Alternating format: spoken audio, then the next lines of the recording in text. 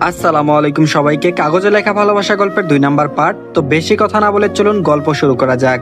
নীলার এসব আকাশ সমান ভাবনার মাঝে জল ঢেলে দেওয়ার মতো কাঁধে কারো হাত রাখার স্পর্শ পাই। নীলা ঘাড় ঘুরিয়ে দেখে সিনথিয়া চিন্তিত মুখে দাঁড়িয়ে আছে। সিনথিয়া হাঁপাতে হাঁপাতে বলে, তোকে কি পাগলা কুত্তায় কামড় দিল নাকি? এভাবে পাগলের মতো ক্লাস থেকে ছুটে আসলি কেন? সিনথিয়ার কথায় নীলা কিছু বলে না, চুপচাপ আকাশ পানে তাকিয়ে থাকে। নীলাকে কিছু বলতে না দেখে সিনথিয়া বিরক্তি নিয়ে বলে, বুঝেছি, তোকে এখন হাজার প্রশ্ন করলেও একটা উত্তর পাওয়া যাবে না। অনেক হয়েছে, আজকে আর ক্লাস করবো না, চল হোস্টেলে ফিরে যাই। এবার সিনথিয়ার কথায় জবাব না দিয়ে হোস্টেলের দিকে হাঁটা ধরলো নীলা। সিনথিয়া বেশ বুঝতে পেরেছে তার বান্ধবী কিছু দেখে অবাক হয়েছে, সে নিজেও কিছু না বলে হাঁটা ধরে। নীলা এবং সিনথিয়া হোস্টেলে নিজেদের রুমে যেতেই অবাক হয়ে যায়, কেননা তাদের সিটে বসে আছে কাব্য আর ইমন। তাদের সামনে কাচুমাচু হয়ে দাঁড়িয়ে আছে মুনা। এদের সবাইকে হোস্টেলে নিজেদের কক্ষে দেখে অবাক হয় নীলা। সে হয়তো জানতো তারা এখানে আসবে। নীলাকে দেখে কাব্য সরাসরি তাকায় নীলার চোখের দিকে। কাব্যর চোখ রক্তলাল হয়ে আছে, যার অর্থ দাঁড়া, আমি তোকে কাঁচা চিবিয়ে খাবো। কাব্য এবার নীলাকে প্রশ্ন করে তারপর বলে, কালকে এসব করার মানে কি নিশি? নীলা নির্দ্বিধায় উত্তর দেয়, সবকিছু ঠিক করার আগে তোমরা কি আমার মতামত নেওয়ার প্রয়োজন বোধ মনে করেছিলে যে আমি বিয়ে করবো নাকি করবো না? আমি শুধু বাবাকে বলেছিলাম আমি রুমে গিয়ে রেডি হয়ে নিচ্ছি, আমি তো এটা বলিনি যে আমি বিয়ে করব। নীলার হেয়ালিপূর্ণ কথায় কাব্য কিছু বলতে যাবে, তার আগে ইমন কাব্যকে থামিয়ে দিয়ে বলে, কাব্য চুপ থাক, যা হওয়ার হয়ে গেছে। ইমন নীলার দিকে তাকিয়ে একই ভঙ্গিমায় বলে, তোমার জন্য গুড নিউজ আছে নিশি। নীলা ইমনের দিকে প্রশ্নসূচক দৃষ্টিতে তাকাতেই ইমন বলে, তোমার বর তো তোমার মতো বিয়ের দিনই পালিয়ে গিয়েছে। ওহ সরি, তোমার না হওয়া বর। এতক্ষণে কাচুমাচু হয়ে দাঁড়িয়ে থাকা মোনাও উচ্চ শব্দে হেসে দেয়। কাব্য মুনার দিকে চোখ তুলে দেখাতে হাসি বন্ধ হয়ে যায় মুনার। এতক্ষণ নীলার পাশে দর্শক হয়ে দাঁড়িয়ে থাকা সিনথিয়া এসব কিছুই বোধগম্য হচ্ছে না। সে নিজে মনে মনে ভাবছে, কালকে নিশির বিয়ে ছিল, নিশি নিজের বিয়ে থেকে পালিয়ে এসেছে, তার হবু বড় বিয়ে থেকে পালিয়ে গেছে। কই, নিশি তো আমাকে এ ব্যাপারে কিছু বলেনি। সিনথিয়ার সবচেয়ে মজার ব্যাপার লাগলো যে নিশির সাথে নিশির বড় পালিয়ে গিয়েছে। এই ভেবে মুখ টিপে হাসতে শুরু করে সিনথিয়া। সিনথিয়া নিজের হাসি কন্ট্রোল করতে না পেরে একটু জোরে সোরে হেসে ফেলে। সাথে সাথে 4টা উৎসুক দৃষ্টি তার দিকে নিবদ্ধ হয়। তাদের সবার দিকে তাকিয়ে বলে, সরি, আবেগে আপ্লুত হয়ে কন্ট্রোললেস হয়ে গিয়েছিলাম, তাই হাসি আটকে রাখতে পারিনি। নীলা এবার কাব্যর দিকে এগিয়ে গিয়ে কাব্যর পাশে বসে কাব্যর গলা জড়িয়ে বলতে শুরু করে, সরি ভাইয়া, আমি এমনটা করতে চাইনি। তখন আমার তোমাদের প্রতি খুব রাগ হচ্ছিল, তোমরা আমাকে না জানিয়ে এমন একটা সিদ্ধান্ত কিভাবে নিতে পারলে, তাই আমি এমন কাজ করেছি, আমাকে মাফ করে দিও। বলতে বলতে কান্না করে দেয় নীলা। কাব্য ও নীলাকে শক্ত করে জড়িয়ে ধরে বলে, সত্যি বলতে আমি কিছু জানতাম না এ ব্যাপারে, আমিও সকালে জানতে পেরেছিলাম, তাই রাগ করে বেরিয়ে গিয়েছিলাম বাসা থেকে। তুই একবার বাবাকে বলে দেখতি, তাহলেই তো হয়তো এমন একটা কাজ তোর করা লাগতো না। কাব্য কিছু একটা ভেবে বলে, আমার লোকেরা বললো তুই নাকি কোন ছেলের সাথে গাড়িতে উঠে তার সাথে পালিয়ে গিয়েছিস। নীলা তার ভাইয়ের বলা কথা শুনে কিছুটা ভয় পেয়ে গেল। নীলা বিচলিত কণ্ঠে বলল, আরে ভাইয়া, তখন তো আমি ওই লোকগুলোর হাত থেকে বাঁচার জন্য ছেলেটির গাড়িতে উঠেছিলাম, ওই ছেলেটাই তো আমাকে হোস্টেলের সামনে নামিয়ে দিয়েছে। কাব্য বলল, ও। কাব্য পুনরায় নীলাকে বুকে জড়িয়ে নেয়। দুই ভাই বোনের মধুর আলাপন দাঁড়িয়ে দেখলো 3জন দর্শক। এদের এমন ভাবে দেখে ইমন বলে ওঠে, এবার তোরা থাম, তোরা তো আমারই কান্না উঠাই দিতেছস মাইরি। ইমনের কথা শুনে সবাই একসাথে হেসে ওঠে। এরপর ইমন আর কাব্য কিছুক্ষণ থেকে চলে যায় বাসায়। মূলত নীলা, সিনথিয়া আর মোনা একসাথে হোস্টেলে একটি রুমে থাকে। নীলা, সিনথিয়া, মোনা কিছুদিন আগে অনার্স 3য় বর্ষে উঠেছে। এখানে সবাই পুরোপুরি ভার্সিটি ক্লাস অ্যাটেন্ড করে। কিছুদিন পরেই তাদের ভার্সিটিতে নবীনবরণ অনুষ্ঠান হবে, হয়তো সবাই তখন থেকেই ভার্সিটিতে আসা শুরু করবে। এসব কথা বাদ, এবার সিনথিয়া নীলা এবং মোনাকে এক প্রকার চেপে ধরে তারপর বলে, এই হারামির দল, মাথায় চাপ প্রয়োগ করে দ্রুত আমাকে বলে ফেল কালকে কি কি ঘটনা ঘটে গেছে। মোনাও গড়গড় করে কালকে সব ঘটনা বলে দেয় সিনথিয়াকে। এত কথার মাঝে নীলা একটা টু শব্দটিও করলো না। নীলাকে কিছু বলতে না দেখে মোনা বলল, কিরে নিশি, কি হয়েছে তোর? কখন থেকে দেখছি চুপচাপ হয়ে বসে আছিস? মোনার কথায় নীলা বলে, না রে মন, তেমন কিছুই না, এই আর কি। তখন সিনথিয়া নীলাকে টিপুনি কেটে বলে, আরে মন, নিশি হয়তো ভাবছে তাকে বিয়ে না করে তার হবু বর বিয়ে থেকে পালিয়ে গেল কিভাবে। বলে হু হু করে হাসতে থাকে সিনথিয়া। তার সাথে তাল মিলায় মোনা। নীলা এই দুইটার উপর বালিশ ছুঁড়ে মারে। এভাবেই কেটে গেল প্রায় 2 দিন। এই 2 দিন ধরে নীলা এবং মোনা লক্ষ্য করছে সিনথিয়া কেমন চুপচাপ হয়ে গেছে। 2 দিন আগে সিনথিয়ার বাবা সিনথিয়াকে একদিনের জন্য বাসায় নিয়ে গিয়েছিল। বাড়ি থেকে হোস্টেলে এসে সিনথিয়া কেমন মনমরা হয়ে আছে। নীলা এবং মোনা ভেবেছিল সিনথিয়ার হয়তো বাড়ির কথা মনে পড়ছে বিদায় তার মন খারাপ। সিনথিয়া খুবই চঞ্চল মেয়ে, এভাবে মন খারাপ করে থাকা তার জন্য কাম্য নয়। নিজের মধ্যকার কৌতূহল লুকাতে না পেরে নীলা প্রশ্ন ছুড়ে মারে সিনথিয়ার দিকে।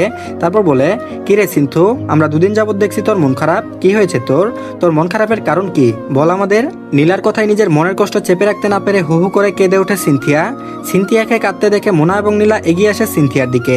দুজনেই 2 দিক থেকে সিনথিয়াকে জড়িয়ে ধরে। মোনা সান্ত্বনার স্বরে বলে, কান্না করে না জানু, কি হয়েছে বল আমাদের, দেখি আমরা কিছু করতে পারি কিনা। মোনার কথায় কান্নার স্বর কিছুটা কমে আসে সিনথিয়ার। একে একে বলতে শুরু করে সিনথিয়া বলে, ওই দিন যখন বাবা আমাকে নিতে এসেছিল, বাড়িতে গিয়ে শুনি আজকে নাকি আমাকে পাত্রপক্ষ দেখতে আসবে, সেজন্য বাবা আমাকে নিতে এসেছে। এই কথা শুনে আমার মাথায় আকাশ ভেঙে পড়েছিল। আমি কিছুতেই মানতে পারছিলাম না, বাবা কেন বুঝছে না আমি এখন বিয়ে করব না? আমি কি বাবার কাছে বোঝা হয়ে গেছি? এরপর আমি দরজা আটকে রুমে বসেছিলাম, তখন বাবা আমাকে দরজার বাইরে থেকেই বলে, তুই যদি এখন বের না হস, পাত্রপক্ষের সামনে না যাস, তাহলে আমার মরা মুখ দেখবি। বাবার কথা শুনে আটকে উঠেছিলাম আমি। বারবার মনে হচ্ছিল আমার জীবন থেকে কিছু একটা নাই হয়ে যাবে। আমি বাবাকে অনেক বোঝানোর চেষ্টা করেছিলাম যে আমি এখন বিয়ে করব না, তবে বাবা আমার কথা শুনেনি। বাবা আমাকে ইমোশনাল ব্ল্যাকমেল করেছে, তাই আমিও গিয়ে পাত্রপক্ষের সামনে সংসেজে বসেছিলাম। পাত্রের মা তো আমাকে এক দেখাতেই পছন্দ করে ফেলেছে, আবার আমাকে আংটিও পরিয়ে গিয়েছে। ছেলে নাকি দেশের বাইরে থাকে, বিয়ের পর আমাকেও নিয়ে যাবে দেশের বাইরে। পাত্রের মা চান আমাদের বিয়েটা যাতে ঘরোয়াভাবে হয়, বেশি মেহমানও আসবে না, শুধু বলেছে পাত্রের কয়েকজন বন্ধু আসবে। সামনে শুক্রবার আমার বিয়ে। কথাগুলো বলেই আবারও কাঁদতে শুরু করে সিনথিয়ার কথাগুলো যেন নীলা এবং মোনাকে স্তব্ধ করে দিয়েছে। তাদের মাথার উপর দিয়ে গেল নীলার সব কথাগুলো। নীলা হতাশ কণ্ঠে বলল, তুই এত বড় কথা আমাদের থেকে এভাবে লুকালি সিন্ধু, আমাদের কি তোর বন্ধু মনে হয় না? সিনথিয়া বলল, আমি অনেকটা ভেঙে পড়েছিলাম নিশি, এজন্য কিছু বলতে পারিনি। আমি এই বিয়ে করতে চাই না নিশি, তোরা কিছু কর। সিনথিয়ার কথা কর্ণ করে যেতে নীলা কিছু একটা ভেবে বলে, তাহলে তুই একটা কাজ কর, আঙ্কেলকে কল দে, কল দিয়ে বল তুই বিয়েটা করবি, মানে তুই বিয়েতে রাজি। সিনথিয়া বলল, তুই পাগল হয়েছিস নিশি, যেখানে আমি বিয়েটা করতে চাই না। সিনথিয়াকে থামিয়ে দিয়ে নীলা বিরক্ত নিয়ে বলে, আমি যা বলেছি তা কর, আমার উপর ভরসা আছে তোর? নীলার কথা শুনে সিনথিয়া আবেগ মিশ্রিত কণ্ঠে বলে, তুই নিজেও জানিস আমি আমার থেকে বেশি তোর উপর ভরসা রাখি। আচ্ছা পরে বলে দিব, এখন চল, ক্লাসে যেতে দেরি হয়ে যাবে। এরপর সবাই একসাথে বের হয় ক্লাস করতে যাওয়ার জন্য। আজকে তারা একটু আগে চলে এসেছে ক্লাসে, বিধায় তারা তিন বান্ধবী মিলে গল্প করতে লাগে। মাহির স্যার ক্লাসে এসে দেখে কিছুটা অবাক হন, তবে কিছু বলেনি। স্যার ক্লাসরুমে ঢুকতেই স্যারের পিছু পিছু দুইটি মেয়ে ঢুকে। স্যার মেয়ে দুজনের পরিচয় করিয়ে দেন সবার সাথে। মেয়েদের মধ্যে একজন হলো ইসরাত জাহান জেরিন, এরপর অপরজন হলো পিহু আক্তার পৃথা। মাহির স্যার সবার উদ্দেশ্যে বলেন, এরা দুইজন অন্য ভার্সিটি থেকে ট্রান্সফার হয়ে এখানে এসেছে। মাহির স্যার নীলাদের পানে তাকিয়ে কাট করতে বলেন, তোমরা দুইজন নিশিতাদের পাশে গিয়ে বসো। মেয়ে দুটিও তাই করলো, নীলাদের পাশে গিয়ে বসে পড়লো। একদিনে তাদের পাঁচজনের ভাব হয়ে গেছে। পিহু আর জেরিন খুব সহজেই মিশে গেছে তাদের সাথে।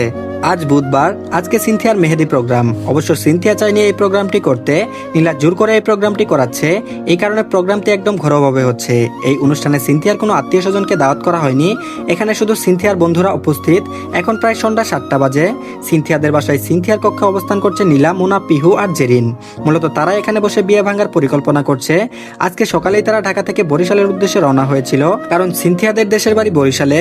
সিনথিয়ার পরনে সবুজ এবং গোল্ডেন পাড়ের গার্জিয়াস শাড়ি, নীলারাও হালকা সবুজ রঙের শাড়ি পরেছে, তবে সাদামাটা। ছেলেরা যেহেতু দেশের বাইরে থাকে, তাই ছেলের বাড়ি মানুষেরা এখান থেকে বিয়ে সম্পন্ন করবে। ইতিমধ্যে ছেলেদের পরিবারের সবাই চলে এসেছে, এখন শুধু ছেলে এবং ছেলের কয়েকজন বন্ধু আসার পালা। কিছু সময় পর নীলা শুনতে পেল ছেলে এবং ছেলেদের বন্ধুরা চলে এসেছে। সিনথিয়া পরিবারের একমাত্র মেয়ে হওয়ার কারণে তার কোনো ভাই বোন নেই, আর এই বিয়েতে মানুষজনকে দাওয়াত করা হয়নি। নীলারা বাইরে গিয়ে দেখে একটা ছেলে সবুজ রঙের পাঞ্জাবি পরা এবং তাকে ঘিরে দাঁড়িয়ে আছে আরো 4-5 জন ছেলে।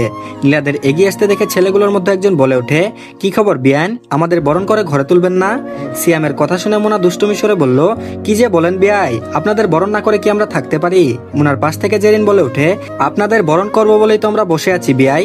অন্য আরেকজন ছেলে বলে, বিয়াইন আপনি মিথ্যা বললেন কেন, আপনি তো বসে নেই, দাঁড়িয়ে আছেন। ইকবালের পাশে দাঁড়িয়ে ছিল ইমদাদ। ইকবালের কথায় ইমদাদ বলেন, ইকবাল তুই আমাদের বিয়াইনদের কিছু বলিস না, তারা তো ছোট্ট মানুষ, ফিডার খায়। পিহু দাঁত কিরমির করে বলে, খবরদার বিয়াই, আমাদের মোটেও অপমান করবেন না। ইমদাদ আবারও বলল, এই তোরা বলতো আমি কি বিয়ানকে অপমান করেছি? বলে মুখ টিপে হাসে ইমদাদ। এবার নীলা মুখ খুলে অদ্ভুত এক হাসি দিয়ে নীলা বলে, আপনারা ওদের কথায় কিছু মনে করবেন না বিয়াই, আগে আপনাদের বরণ করি। বলতে বলতে বরণ ডালা থেকে কাটা চামচে মিষ্টি তুলে তাদের সামনে বাড়িয়ে দেয়। নীলার কথায় টিটকারি মেরে সিয়াম বলে, সুন্দরী বিয়ান বলে কথা, মিষ্টি না খেয়ে যাবো কোথায়? সিয়াম মিষ্টি মুখে নিয়ে কিছুক্ষণ চুপ করে থাকে, একটু পরে সজোরে চিৎকার করে উঠে, তারপর বলে, আউফ আউফ, এত ঝাল কেন, আমার মুখটা পুরো জ্বলে গেল। ইতিমধ্যে জেরিন সবার হাতে একটা করে শরবতের গ্লাস ধরিয়ে দিয়েছে। সিয়ামকে এরকম করতে দেখে নীলা সিয়ামের দিকে একটি শরবতের গ্লাস এগিয়ে দেয়। সিয়াম যেই না শরবতের গ্লাসে চুমুক লাগাতে যাবে, তখনই তার বাকি বন্ধুরা চেঁচিয়ে ওঠে, তারপর বলে, ইয়া আল্লাহ, এত ঝাল কেন শরবতে, জ্বলে গেল রে, চলে গেল, সব জ্বলে গেল। এদের এরকম করতে দেখে সিয়াম ছলছল নয়নে নীলার দিকে তাকায়। নীলাদের দিকে তাকিয়ে সিয়াম ভূত দেখার মতো চমকে ওঠে। সিয়াম বিড়বিড় করে বলে, আইলা, এরা সবাই কই গেল, এরা কি আসলেই মানুষ ছিল নাকি ভূত? সিয়ামকে এভাবে ভেবলার মতো দাঁড়িয়ে থাকতে দেখে রাইহান ধমক দিয়ে বলল, এই সিয়ামের বাচ্চা, এভাবে দাঁড়িয়ে না থেকে আমাদের জন্য পানি নিয়ে আয়। রায়হানের ধমক খেয়ে সিয়াম চলে যায় পানি আনতে। সিনথিয়ার রুমে মেহেদির জন্য সাদামাটাভাবে সাজিয়েছে নীলারা। পিহু খুব সুন্দর না, তবে মোটামুটি মেহেদি লাগাতে পারে। সেই মূলত মেহেদি দিয়ে দিচ্ছে সিনথিয়াকে। সিনথিয়া দাঁতে দাঁত চেপে কোনো রকম সহ্য করে যাচ্ছে এইসব, কারণ তার সামনে বসে আছে রায়হান, মানে যার সাথে তার বিয়ে ঠিক। রায়হানের সাথে বসে আছে তার বন্ধুরা।